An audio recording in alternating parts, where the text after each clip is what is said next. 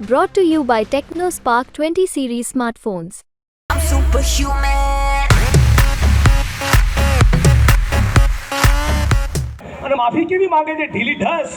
આપણને ખબર પડે કે રેલવો આવ્યો છે, એને બોલવું પડશે, નહીં તો ક્ષત્રિય સમાજ પથારી ફેરવી નાખશે. એટલા પૂરતી ફોર્માલિટી, ઔપચારિકતા કરતા એવી માફી માંગે છે.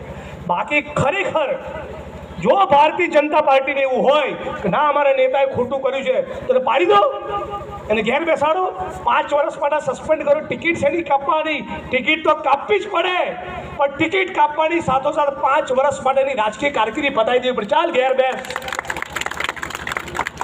પટેલ સમાજનું અપમાન કર્યું, આદિવાસી સમાજનું અપમાન કર્યું, દલિત સમાજનું અપમાન કર્યું, ક્ષત્રિય સમાજનું અપમાન કર્યું. તું છે ભાઈ કોણ? તું મંગળ ઉપરથી આવ્યો છે? શેની આટલી ચરબી છે? શેનો આટલો પાવર છે? આ ગુજરાતની જનતાએ છાતી ખોલીને બોલવાની જરૂર છે કે ડરો નહીં.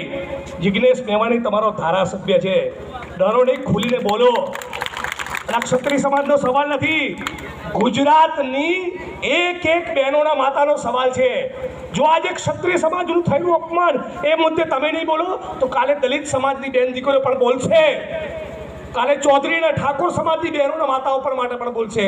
કોઈ પણ રાજકીય નેતા સ્ત્રીઓનું અપમાન કરે એ કોઈ પણ સંજોગોમાં કોંગ્રેસ પાર્ટી અને ગુજરાતની 6.5 કરોડ જનતા ચલાવવાની નથી. એ વાત અમે ડંકાની ચોટ ઉપર કરવા માંગીએ છીએ.